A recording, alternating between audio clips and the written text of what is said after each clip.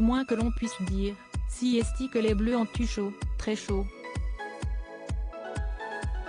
Samedi 10 décembre, l'équipe de France emmenée par Didier Deschamps affrontait l'Angleterre au stade Al-Bayt à Al-Khor au Qatar.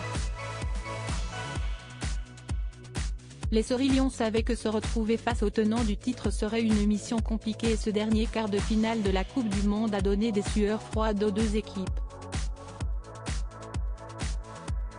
Aurélien Tchouaméni a été le premier à ouvrir le score en première période, mais le jeune joueur français de 22 ans évoluant au Real Madrid a également été celui qui a offert un premier pénalty aux Anglais, transformé par Harry Kane. Olivier Giroud a par la suite redonné l'avantage à la France en inscrivant un second but, ce qui a soulagé tous les Français, notamment ceux présents dans les tribunes. Parmi eux, certains proches des Bleus.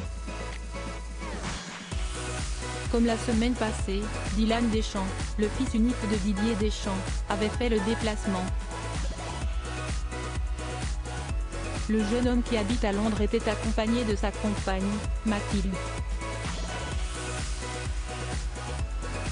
La semaine passée, la jeune femme originaire de la Côte d'Azur avait fait sensation au Qatar dans un look très sexy. Cette fois-ci, elle est restée plus sage, optant pour un pantalon en cuir, un top gris moulant et une petite paire de lunettes stylées. Les caméras braquées sur Dylan Deschamps et son amoureuse Mathilde lorsqu'Olivier Giroud a inscrit le deuxième but de l'équipe de France. Les caméras de TF1 se sont braquées sur les tribunes françaises. Et si est alors que Dylan Deschamps et Mathilde ont été filmés en pleine euphorie, en train de célébrer le deuxième but de l'équipe de France. Une séquence de joie et d'amour que le couple a publiée sur Instagram, voir le diaporama. L'euphorie a ensuite laissé place à l'angoisse lorsque Théo Hernandez a commis une grave erreur, un coup d'épaule synonyme de nouveau pénalty. Fort heureusement, Harry Kane n'a pas réussi à la mettre au fond du but du goal Lloris, le ballon partant bien au-dessus des cages du gardien français. Après 8 minutes de prolongation insoutenable, les Bleus ont remporté leur quart de finale.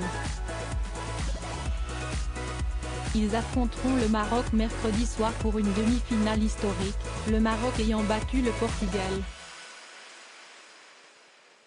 Ce match de l'équipe de France a réussi une audience record en attirant 17,72 millions de téléspectateurs en moyenne sur TF1.